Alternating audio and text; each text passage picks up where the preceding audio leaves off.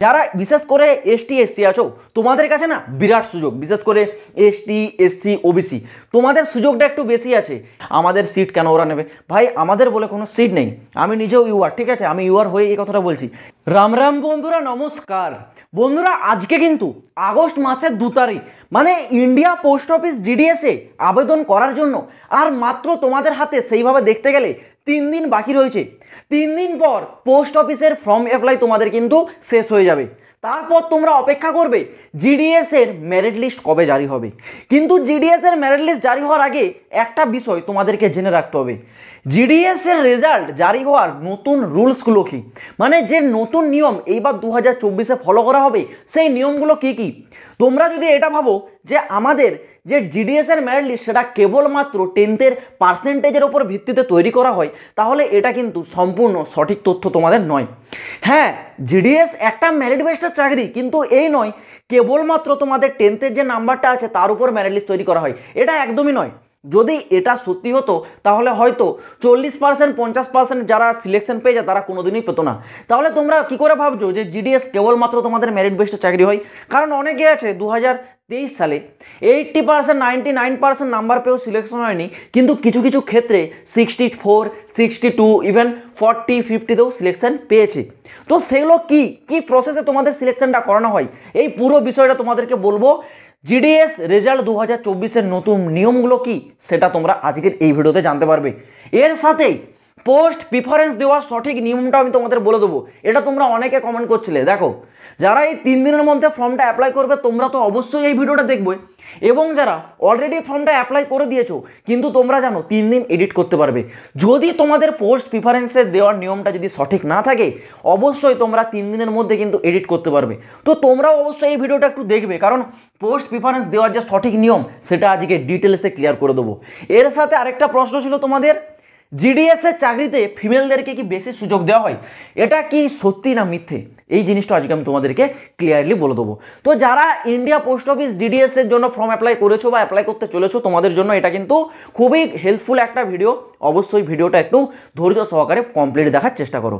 দেখো প্রথমে তোমাদের যে ডিটেলসটা আগে সেটা বলে রাখি, ইন্ডিয়া পোস্ট অফিস জিডিএসে তোমাদের বর্তমানে আবেদন চলছে 44,228 পদে। যারা এখনও আবেদন করনি 5 আগস্ট লাস্ট ডেট আছে, অবশ্যই কিন্তু 5 আগস্টের আগে তোমরা ফর্মটা আবেদন করবে। আবেদন করার পর তারপর 3 দিন তোমরা এডিট উইন্ডোতে ওপেন পাবে। যদি তোমাদের আবেদনে কোনো কিছু ভুলভ্রান্তি হয় সেগুলোকে আবার এডিট করতে পারবে 6 আগস্ট 7 আগস্ট এবং 8 আগস্ট, মানে 3 দিন, ঠিক আছে। 3 দিনের মধ্যে যে কোনো একদিন তোমরা চাইলে তোমাদের সেই ভুলগুলো এডিট করতে পারবে। এইবার দেখো তোমাদের প্রথম যে ডিটেলসটা আছে, জিডিএস এর রেজাল্ট 2024-এর নতুন রুলসগুলো কি, মানে কি রুলসগুলোকে তোমাদের এখানে ফলো করা হয়। দেখো জিডিএস এর যে রেজাল্ট না এটা কিন্তু ম্যানুয়ালি তৈরি করা হয় না, মানে আমাদের মতো কোনো মানুষ দ্বারা জিডিএস এর মেরিট লিস্ট কিন্তু তৈরি করে না, এটা হচ্ছে কম্পিউটারাইজভাবে তৈরি করা হয়। মানে তোমরা অ্যাপ্লাই করে দিলে, অ্যাপ্লাই করার পর কম্পিউটারের মাধ্যমে ডাইরেক্ট কিন্তু মেরিট লিস্ট জারি করে দেওয়া হয়। কোনো ম্যানুয়ালিভাবে চেক করা হয় না কার কি পার্সেন্টেজ আছে, কে কীভাবে অ্যাপ্লাই করেছে, এগুলো কিন্তু কোনো মানুষ দ্বারা চেক করা হয় না, কম্পিউটারের মাধ্যমে ডাইরেক্ট কিন্তু লিস্ট জারি করে। এবং সেখানে লিস্ট জারি করার সময় কি কি রুলস ফলো করা হয় দেখো বলছি। প্রথম যে বিষয়টা অবশ্যই তোমাদের পার্সেন্টেজ যত ফলো করা হবেই, যে কার কত পার্সেন্টেজ আছে, যার পার্সেন্টেজ বেশি আছে তারই সুযোগ বেশি থাকবে, এই জিনিসটা তো মেন। পার্সেন্টেজ ফলো করা হয়, পার্সেন্টেজের সাথে আরও কিছু রুলস ফলো করা হয় যেগুলো খুব গুরুত্বপূর্ণ বিষয়। দেখো পার্সেন্টেজের সাথে কী কী রুলস ফলো করা হয় একটু দেখে নাও। পার্সেন্টেজের সাথে আরেকটা যে রুলস ফলো করা হয় সেটা হচ্ছে তোমাদের পোস্ট প্রিফারেন্স। এই যে পোস্ট প্রিফারেন্স না এটা কিন্তু খুব গুরুত্বপূর্ণ বিষয়। ধরো এমন একটা পোস্ট অফিস রয়েছে যেখানে কেবলমাত্র একটাই শূন্যপদ আছে আর সেখানে একজন ক্যান্ডিডেট অ্যাপ্লাই করেছে, তাহলে কি হবে দেখো, তার যাই পার্সেন্টেজ থাকুক না কেন, তার যদি 35% থাকে না সে তাও চাকরি পেয়ে যাবে। কারণ সেখানে কেউই অ্যাপ্লাই করেনি, সে একা অ্যাপ্লাই করেছে, তাহলে সে তো ভাই ডেফিনেটলি চাকরি পাবে।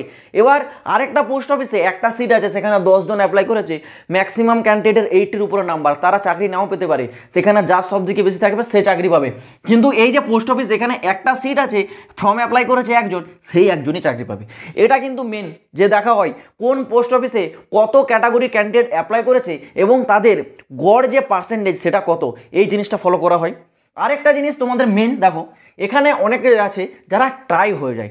ট্রাই মানে ব্যাপারটা কি জানো, দেখো একটা পোস্ট অফিসে ঠিক আছে একটা পোস্ট অফিসে একটা সিট সংখ্যা রয়েছে, ঠিক আছে, সিট সংখ্যা একটি রয়েছে। এখানে আবেদন করেছে দুজন ক্যান্ডিডেট। এবার দুজন ক্যান্ডিডেটের মধ্যে দেখো, দুজনের ক্যান্ডিডেটের মধ্যে একজনের আছে 95%, আরেকজনের আছে 95%।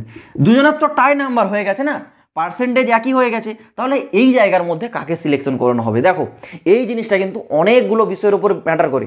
প্রথম কি ম্যাটার করে? প্রথমে কি চেক করা হয় জানো? সেটা হচ্ছে জেন্ডার চেক করা হয়, জেন্ডারটা চেক করবে, জেন্ডার। এই যে বলছিলে না যে ফিমেলদের কি চাকরিতে জিডিএস এর বেশি সুযোগ দেওয়া হয়, হ্যাঁ এটা একদমই সঠিক। প্রথমে এখানে জেন্ডার চেক করবে, যে ফিমেল সে কিন্তু আগে চান্স পেয়ে যাবে। ধরো এই ক্যান্ডিডেটটা ফিমেল আর এ হচ্ছে মেল, দুজনের পার্সেন্টেজ এক, কিন্তু চান্স পাবে আগে ফিমেল, ফিমেল যে থাকবে সে আগে চান্স পেয়ে যাবে। আবার যদি এইরকমটা হয় জানো, একজন যদি এখানে ট্রান্সজেন্ডার হয় তাহলে সে আগে চান্স পাবে। মোট কথা এটাই, যে ট্রান্সজেন্ডার হবে সে আগে চান্স পাবে, তারপর ফিমেল চান্স পাবে, তারপর মেল ক্যান্ডিডেটরা চান্স পাবে। এই জিনিসটা কিন্তু একেবারে সত্যি যে জিডিএসের চাকরিতে ফিমেলদেরকে একটু বেশি সুযোগ দেওয়া হয় মেল ক্যান্ডিডেটদের তুলনায়। তো যে ফিমেল আছে সে কিন্তু আগে সুযোগটা পেয়ে যাবে। এবার যদি দুটো কেসে যদি এরকম হয়, পার্সেন্টেজও একই, আবার দুজনই ফিমেল ক্যান্ডিডেট, তখন কি চেক করা হবে? তখন চেক করা হবে বয়স সীমা, না সরি, তখন চেক করা হবে কাস্ট। দেখবে কার কি কাস্ট আছে, ঠিক আছে। কাস্ট হচ্ছে ধরো ই আছে ইউআর আর এ আছে এসসি, তাহলে কে চান্স পাবে? যে এসসি আছে সে আগে চান্স পেয়ে যাবে, ইউআর পাবে না। আবার কেউ যদি আছে এসসি এবং এসটি, ধরো একজন আছে কি এসসি আর একজন আছে কি এসটি, তাহলে কে চান্স পাবে? যে এসটি আছে সে আগে চান্স পেয়ে যাবে, মানে তারপর চেক করা হবে কাস্ট। এবার যদি দুটো ক্ষেত্রে এরকমই হয়, ধরো দুজনের পার্সেন্টেজ এক, দুজনই ফিমেল আর দুজনেরই কাস্ট আছে এসটি, তাহলে তখন কিভাবে সিলেকশনটা করানো হবে? তখন চেক করা হবে বয়স সীমা, লাস্টে বয়স সীমাটা চেক করা হয়, ঠিক আছে। এবার এর যদি বয়স হয় কত, না এর হচ্ছে কত 28 বছর বয়স আর এর হচ্ছে কত 30 বছর বয়স, তাহলে যার বয়স বেশি সেই পেয়ে যাবে চাকরি। এই জিনিসের উপর ভিত্তি করে তোমাদের মেরিট লিস্টগুলো তৈরি করা হয়। যদি তোমরা ভাবো শুধুমাত্র পার্সেন্টেজের উপর ভিত্তিতে তৈরি করা হয়, এটা সম্পূর্ণ ভুল, কারণ পার্সেন্টেজ ছাড়াও অনেকগুলি জিনিস কিন্তু এর উপর ম্যাটার করে। তারপর জিডিএসের যে মেরিট লিস্ট সেটা তৈরি করে। আর জিডিএসের মেরিট লিস্ট কেউ হাতে করে তৈরি করে না, ডাইরেক্ট কম্পিউটারাইজভাবে তৈরি করে কিন্তু জারি করা হয়। তো তোমরা বুঝতে পারলে জিডিএস রেজাল্টের অ্যাকচুয়ালি রুলসগুলো কী কী। তো এই রুলসগুলোকে ফলো করেই তোমাদের কিন্তু এখানে জিডিএসের মেরিট লিস্ট তৈরি করা হয়। এইবার দেখো পোস্ট প্রিফারেন্সের যে সঠিক নিয়ম সেটা তোমাদেরকে আগে একটু বলে দিই। পোস্ট প্রিফারেন্সে অনেকে দিয়ে দিয়েছো, অনেকে যেমন তেমন করে দিয়েছো। এইবার তোমাদের যে পোস্ট প্রিফারেন্স দেওয়া সঠিক নিয়ম সেটা একটু মন দিয়ে দেখো কি। ধরো আমি তোমাদেরকে বলছি, তোমরা যেখানে অ্যাপ্লাই করছো যে ডিভিশনে, সেখানে অনেকগুলি তোমাদের পোস্ট অফিসের ভ্যাকেন্সি আছে, সেখানে আছে 228, কোনো জায়গায় 100 150, অনেকগুলো পোস্ট অফিসের মানে তোমাদের কাছে অপশন আছে। এবার তোমরা কিভাবে পোস্ট অফিস প্রিফারেন্সটা দেবে দেখো। প্রিফারেন্সটা প্রথমে তোমরা কোন পোস্টে অ্যাপ্লাই করতে চাও সেটা তোমাদেরকে দেখতে হবে। তোমরা প্রথমটা কি চাও? কেউ চাই জিডিএস, কেউ চাই এবিপিএম, কেউ চাই বিপিএম।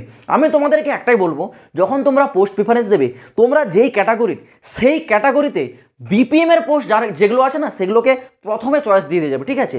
1 2 3 করে আগে বিপিএম এর যে পোস্ট আছে যেগুলো বিপিএম, ঠিক আছে, মানে ব্রাঞ্চ পোস্ট মাস্টার, ঠিক আছে, বিপিএম এর যে পোস্ট আছে এটাকে কিন্তু তোমরা ফার্স্ট চয়েস আগে এগুলো দেবে। তারপর যে এবিপিএম এর পোস্ট আছে, ঠিক আছে, এবিপিএম এ যেগুলো আছে তারপর এবিপিএমটা দেবে, তারপর দেবে তোমরা জিডিএস। এই করে কি হয় না, এই করে তোমাদের একটা সঠিক পোস্ট নির্ণয় হয়ে যায়। বাই চান্স যদি তোমরা প্রথমে এই যে বিপিএম পোস্টটা দিয়েছো না, এই বিপিএমটাতে যদি তোমাদের লেগে যায় তাহলে তোমাদের যে কাজ সেটা কিন্তু অফিসিয়ালি হবে। সেই ক্ষেত্রে প্রথমটা সবসময় চেষ্টা করবে বিপিএম রাখার, তারপর এবিপিএম এবং লাস্টে দেবে জিডিএস। আবার পোস্ট প্রিফারেন্স যারা বিশেষ করে এসটি এসসি আছো, তোমাদের কাছে না বিরাট সুযোগ, বিশেষ করে এসটি এসসি ওবিসি তোমাদের সুযোগটা একটু বেশি আছে। এবার এটা অনেকের খারাপও লাগতে পারে, ঠিক আছে, যে দাদা আমাদের জেনারেলদের সাথে এরকম মানে নাইনসাফিটা কেন করানো হচ্ছে। ভাই এতে আমাদের কোনো হাত নেই, সরকার, আমাদের ভারত সরকারই এই নিয়মটা করে রেখেছে, এছাড়া আর করার কিচ্ছু নেই, ঠিক আছে। তো এরকমইভাবে হবে, কিচ্ছু করার নেই আমাদের জেনারেলদের ক্ষেত্রে। দেখো যারা বিশেষ করে এসটি এসসি ওবিসি আছো না, তোমাদের কাছে একটু সুযোগ বেশি আছে। ধরো তোমরা একটা সার্কেলে অ্যাপ্লাই করছো, ঠিক আছে, ধরো তোমরা এই সার্কেলটাতে অ্যাপ্লাই করছো। এবার এই সার্কেলে কটা সিট সংখ্যা আছে দেখো, 8টা সিট সংখ্যা আছে, এখানে 4টা, এদিকে 4টা সিট সংখ্যা। এবার এই 4টার মধ্যে দেখো এই সিটটা আছে কার? এসটি ক্যাটাগরির ক্ষেত্রে, এই সিটটা আছে এসসির ক্ষেত্রে, এই সিটটা আছে ওবিসির ক্ষেত্রে, আর এই দিকের এই সিটটা আছে কার ক্ষেত্রে? না ইডাব্লিউএসদের ক্ষেত্রে, ঠিক আছে। আর এই পাশে যে 4টা সিট এগুলো সবই কিন্তু ইউআর মানে আনরিজার্ভ। এবার কেউ যখন এসটি ক্যাটাগরির এই মানে ডিভিশনটাতে আবেদন করছো, তোমার পোস্ট প্রিফারেন্সটা কেমন দেবে? তুমি দেখবে তোমার এসটিতে কতগুলো আছে, এসটিতে এখানে একটা আছে, আগে এক দেবে, তারপর এসটিতে যদি আরও থাকে সেগুলোকে আরও কিন্তু প্রথমে এসটিগুলোকেই দেবে। প্রথমে তোমার যেই কাজটা তুমি ক্যান্ডিডেট না, সেই কাজটাকেই প্রথম দিয়ে যাবে, ঠিক আছে। ধরো তুমি এসটি এক, এসটিতে আরও জিডিএস বিপিএম যা আছে সেগুলোকে তুমি 2 4 5 6 করে আগে দিয়ে যাবে, ঠিক আছে। যখন তোমাদের এসটি শেষ হয়ে যাবে তারপর তুমি আসবে ইউআর দিতে। এবার অনেকে আছে ইউআর, তারা বলবে দাদা এরকমটা কেন বলছো, ইউআর তো আমাদের, ইউআরের ভ্যাকেন্সি কি এসটি খেয়ে নিচ্ছে? ভাই ইউআরের অর্থ কি জানো? ইউআরের অর্থ হলো আনরিজার্ভ, মানে এই যে 4টা আছে না, এগুলোর কোনো রিজার্ভেশন নেই, এগুলো ফাঁকা। আর এইদিকে যে আছে এগুলো রিজার্ভ। এই যে এই সিট, এটা এসটি ছাড়া আর কাউকে দেবে না। এই যে এটা এসসি ছাড়া কাউকে দেবে না, এটা ওবিসি ছাড়া কাউকে দেবে না, এটা ইডাব্লিউএস ছাড়া কাউকে দেবে না। কিন্তু এই যে ইউআর যেগুলো আছে না, এগুলো আনরিজার্ভ, মানে এগুলো পার্টিকুলার কারোর জন্য রিজার্ভেশন নেই। এখানে যে চাই অ্যাপ্লাই করতে পারে, যারা জেনারেল আছে তারা পারবে, কেউ যদি এসটি আছে সেও পারবে, এসসি আছে সেও পারবে। এর ভাই কোনো ঠিক নেই, একে কেউ মানে পার্টিকুলারভাবে ধরে রাখে না, এখানে যে পারে সেই সিলেকশন নিতে পারে। সেই ক্ষেত্রে যারা এসটি আছো বা ওবিসি আছো, ধরো তোমার ক্যাটাগরি হচ্ছে ওবিসি, তুমি আগে কি করবে, যেটা ওবিসি আছে সেটাকে প্রথম দেবে, তারপরে আরও দেখবে ওবিসি কোথায় কোথায় আছে সেগুলোকে দ্বিতীয় তৃতীয় চতুর্থ করে দিয়ে যাবে। দেওয়ার পর যেগুলো ওবিসি থাকবে, যেগুলো তোমার হচ্ছে ইউআর থাকবে, তারপর সেগুলোকে 1 2 3 4 করে দিয়ে আসবে, ঠিক আছে। কারণ ইউআরগুলোও তোমরা দিতে পারবে। ইউআরের অর্থ হলোই আনরিজার্ভ, যেটা সবার জন্য দরজা খোলা, যে পায় তাকেই দেয়, ঠিক আছে। মানে এরকম বিষয়টা হয়ে যায়, যে চাই সেই নিতে পারে, এখানে কারোর কোনো বাধা নেই ইউআরের ক্ষেত্রে। সেই ক্ষেত্রে যারা জেনারেল আছো তোমরা হয়তো বলবে দাদা এটা তো আমাদের সাথে একটা বিশ্বাসঘাতকতা হয়ে যাচ্ছে, আমাদের সিট কেন ওরা নেবে? ভাই আমাদের বলে কোনো সিট নেই, আমি নিজেও ইউআর, ঠিক আছে, আমি ইউআর হয়ে এই কথাটা বলছি যে ইউআরের ক্ষেত্রে কোনো সিটের কোনো রিজার্ভেশন থাকে না, এটা সবার জন্য, আমরাও নিতে পারি, এসটি এসসি ওবিসি ইডাব্লিউএস এটা সবাই নিতে পারে, ঠিক আছে। তো এইভাবে তোমরা যদি পোস্ট প্রিফারেন্সটা সাজাও, এখানে তোমাদের সুবিধাটা কি জানো? এখানে সুবিধাটা এটাই যে তোমার যদি এসটি ক্যাটাগরি হয়ে থাকো, এসটিতে যদি তোমার একটাও না লাগে, এবার তোমার যদি নাম্বার ভালো থাকে, তোমার যদি কপালে থাকে, ইউআর ক্ষেত্রে যদি লেগে যায় না, সেখানেও তুমি চাকরি পেয়ে যাবে। কিন্তু দেখো ইউআরদের ক্ষেত্রে এই সুযোগটা নেই, ইউআর যদি নিজের ক্ষেত্রে না লাগাতে পারে আর কোনো জায়গায় পারবে না। কিন্তু যারা কাস্টের আছো তোমাদের ক্ষেত্রে এগুলো রিজার্ভেশন আছে, তোমরা যদি এখানে না লাগাতে পারো, এই জায়গাও তোমাদের লেগে যেতে পারে। তবে হ্যাঁ, যখন এই জায়গাতে তোমাদের ইউআর লেগে যাবে তখন তোমাকে সেখানে কিন্তু ইউআর হিসেবেই সিলেকশন করানো হবে। সেখানে কিন্তু তুমি এসটি ওবিসি যেই কাস্টের হও না কেন, সেখানে কিন্তু তোমাকে সেইভাবে অ্যাপ্লাই, মানে সেইভাবে তোমাকে সেখানে কিন্তু সিলেকশনটা নেওয়া হবে না, সেখানে তখন কিন্তু তোমাকে ইউআর হিসেবেই চাকরিটা করতে হবে। তো এই হচ্ছে একটা বড় বিষয়। পোস্ট প্রিফারেন্স সবসময় যে যতগুলো পারবে ততগুলো দেওয়ার চেষ্টা করো। অনেকে কমেন্ট করছিলে যে দাদা আমরা ম্যাক্সিমাম কতগুলো করে পোস্ট প্রিফারেন্স দিতে পারবো? ভাই কতগুলো মানে তোমাদের যতগুলো সিট আছে না ততগুলোই চাইলে দিতে পারো, যতগুলো সিট আছে। তুমি যদি ইউআর ক্যাটাগরি হও, ইউআরে যতগুলো সিট আছে ততগুলোই পোস্ট প্রিফারেন্স দাও। এতে কি হয়, একটা না হলে দ্বিতীয় তোমার কাছে অপশন থাকে, দ্বিতীয় না হলে তৃতীয় অপশন থাকে, এরকম করে 10টা না হলে তারপরে 11 নাম্বার অপশন থাকে।